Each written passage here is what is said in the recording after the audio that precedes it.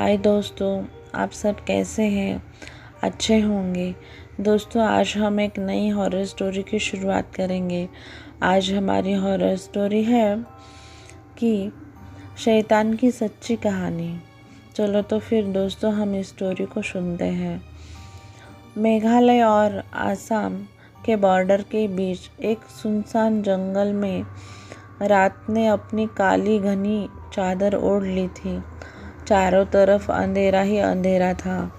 दूर दूर तक कोई दिखाई नहीं दे रहा था, न ही किसी की आवाज़ आ रही थी। उस रात विवेक अकेले उस जंगल को पार करने में लगा था। उसके चेहरे को देखकर ऐसा लग रहा था कि जैसे वो किसी बहुत बड़ी मुसीबत में है। इस जंगल के बारे में जानना जाता था कि अगर कोई भी इंसान सूरज ढलने के बाद यहाँ आता है तो उसे एक शैतान अपनी वश में कर लेता है, जो फिर ऐसे जंगल में हमेशा हमेशा के लिए कैद हो जाता है। विवेक को ये बात पता थी, लेकिन वो फिर भी रुक नहीं रहा था, बस आगे ही बढ़े जा रहा था। जंगल के आखिरी छोर पर एक नदी बह रही थी और उस नदी को पार करते ही आसाम सीमा शुरू हो जाती थी। उस नदी के ठीक बगल में लकड़ी से बनी एक पुरानी हवेली थी। हवेली के आगे एक बॉर्डर लगा था, जिस पर लिखा था वशीकरण बाबा। गांव के लोगों का मानना था कि उस हवेली में कुछ अजीब है। वहाँ ऐसी शैतानी ताकतें हैं जो हवेली में रहने वाले वशीकरण बाबा के मंत्रों की ताकत से इस दुनिया में आ गई हैं। 25 साल का विवेक अब उस हवेली के ठीक सामने खड़ा था और ज़ोर ज़ोर से हाँफ रहा था। उस हवेली के दरवाजे पर एक बड़ा सा चौकोर निशान था, ठीक वैसे ही जैसे किसी मंत्र तंत्र की किताबों में होता है। विवेक हिम्मत जुटाए और दरवाज़ा खोला। अंदर उसने देखा कि एक बेहद अजीब सा दिखने वाला बाबा वहाँ कुछ हड्डियों की पूरा कर रहा है। बाबा की नज़र तुरंत विवेक पर पड़ी। अब जो ज़ोर ज़ोर से बड़े ही डरावने तरीक़ों से मंत्रों को बोलने लगा। विवेक बाबा को देखकर घबरा गया, लेकिन जिस मकसद से बाबा के पास आया था उसे पूरा किए बगैर वो कहीं नहीं जा सकता था। आज से 2 दिन पहले विवेक की शादी को 2 साल होने को आए थे। वो अपनी बीवी वर्षा से बहुत प्यार करता था, लेकिन कुछ दिनों से वर्षा के बढ़ते बिहेवियर के कारण विवेक को वर्षा पर शक होने लगा था।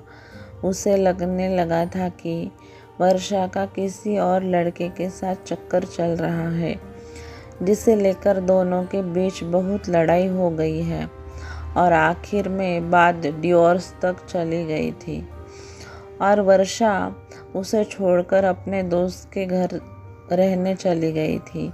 विवेक वर्षा पर शक करते करते पागल हो गया था। उसके दिमाग से वर्षा का ख्याल निकल ही नहीं रहा था। सोते जागते वो बस वर्षा के बारे में ही सोचता रहता।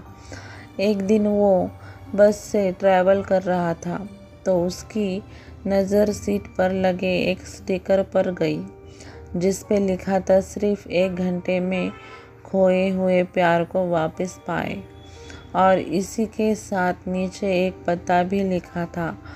विवेक अब उसी पते पर पहुंच चुका था, वशीकरण बाबा के पास। बाबा के मंत्रों की आवाज़ अब धीमी हो गई थी, पर अंदर एक गहरा सन्नाटा था। बाबा ने बिना विवेक की तरफ देखे उससे उसके आने का कारण पूछा। विवेक ने उस बाबा को सब कुछ बता दिया।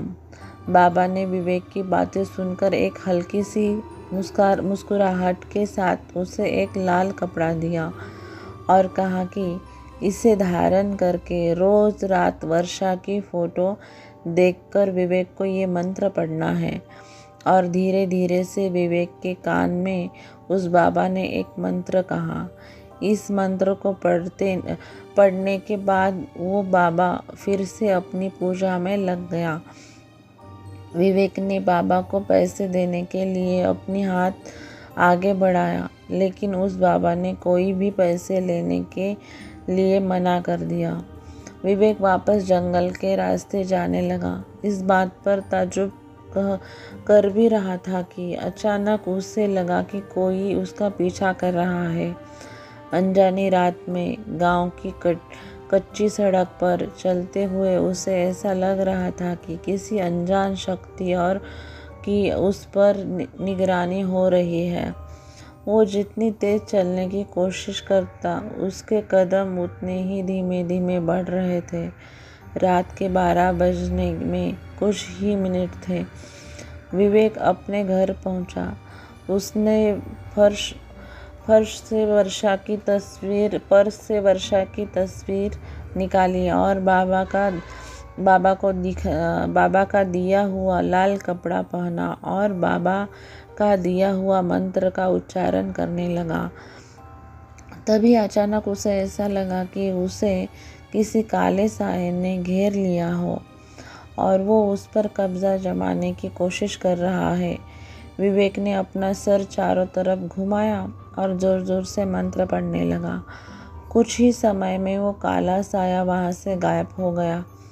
विवेक रोज़ यही करता। ऐसा करते करते कई दिन गुजर गए, लेकिन विवेक की बीवी वर्षा अभी भी वापस नहीं आई। विवेक ने फिर से वशीकरण बाबा से मिलने का फैसला किया। हवेली पहुंचकर उसने बाबा को बताया कि वर्षा अब तक उसकी ज़िंदगी में वापस नहीं आई है। बाबा ने 2 मिनट के लिए अपनी आंखें बंद की। विवेक के गले में जो लाल धागा है वो उसकी वशीकरण की शक्ति को कम कर रहा है। विवेक ने वो धागा तुरंत उतार दिया। बाबा ने ये भी कहा था कि अगर वो वर्षा को इस हवेली में ला सकता है तो वर्षा ज़रूर विवेक के पास आ सकती है। उस दिन भी विवेक जब अपने घर वापस जा रहा था, तब भी उसको ऐसा लगा जो उसके पीछे पीछे चल रहा है और उसे देखे जा रहा है। लेकिन विवेक जो वर्षा से बेहद प्यार करता था, उसे पाने के लिए वो कुछ भी करने के लिए तैयार हो चुका था। अगले दिन विवेक ने वर्षा को कॉल किया और माफ़ी मांगने के बहाने उसे जंगल के पास शाम को मिलने के लिए बुलाया। वर्षा ने कुछ पल सोचा और फिर मान गई। दोनों आज बहुत दिनों बाद मिल रहे थे। बात करते करते विवेक वर्षा को हवेली के पास ले गया। जैसे ही वर्षा हवेली के पास पहुंची, उसे एक अजीब सी घुटन महसूस होने लगी। उसने विवेक को तुरंत वहां से चलने के लिए कहा, लेकिन विवेक ज़बरदस्ती उसे हवेली के अंदर ले गया। बाबा ने जैसे ही वर्षा को देखा, उसने विवेक को बाहर जाने को कहा और दरवाज़ा बंद कर दिया। पूरे 2 घंटे हो चुके थे, लेकिन दरवाज़ा अभी तक बंद था। विवेक को अब बहुत ज़्यादा घबराहट होने लगी थी।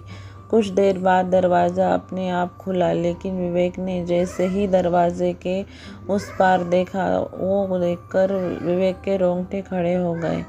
अंदर वर्षा बेहोश पड़ी थी और उसके शरीर के चारों तरफ मोमबत्तियां जल रही थी। वो बाबा वर्षा के शरीर पर तरह तरह के निशान बना रहा था, लेकिन रोंगटे खड़े कर देने वाली बात ये थी कि वर्षा के पास एक बहुत ही भयानक सा काला साया मंडरा रहा था। बाबा ने विवेक को कहा कि अब वर्षा वही करेगी जो विवेक उसे बोलेगा, लेकिन इसके बदले उसे इस काले साए की सारी ख्वाहिशें पूरी करनी होगी। विवेक को कुछ समझ नहीं आ रहा था। उसने वर्षा को वहाँ से चलने के लिए कहा तो वर्षा एक कठपुतली की तरह उठकर खड़ी हो गई। वो एक जिंदा लाश से ज़्यादा और कुछ नहीं थी। विवेक वर्षा की इसी हालत देखकर पूरी तरह दहल गया था। उसने बाबा से गुस्से में कहा वो वर्षा को पहले जैसा बना दे, लेकिन तभी काले साये ने विवेक को पीछे से धक्का दे दिया। वो काला साया बाबा में समा गया। उस बाबा का रूप एक भयानक आत्मा में बदलने लगा था। उस बाबा के चेहरे का रंग नीला पड़ गया और आंखें पूरी सफ़ेद हो गई और जोर जोर से हंसने लगा। उस बाबा ने अपने भयानक रूप में बोला कि वो कोई मामूली इंसान नहीं है, बल्कि वो एक शैतान का साया है जो इस जंगल में न जाने कब से कैद था, और उसने वर्षा की आत्मा चुरा के अपने आप को आज़ाद कर लिया है और विवेक को हमेशा के लिए अपना गुलाम बना लिया है। ये सब सुनकर विवेक वहाँ से फौरन भागा, पर वो उस जंगल से निकल ही नहीं पा रहा था।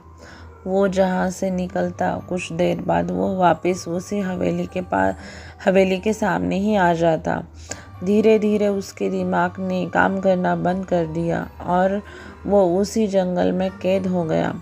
2 महीने बाद उसी जंगल में पुलिस को 2 सड़ी हुई लाशें मिली। वो लाशें किसी और की नहीं बल्कि विवेक और वर्षा की ही थी। दोस्तों, अगर मेरी ये कहानी आपको पसंद आई हो तो कमेंट शेयर करना, और आपने मेरा चैनल सब्सक्राइब नहीं किया हो, आप मेरे चैनल पर नहीं हो, तो दोस्तों मेरा चैनल सब्सक्राइब करें, लाइक करें और शेयर करना ना भूलें। कल मिलते हैं एक नई कहानी में। धन्यवाद।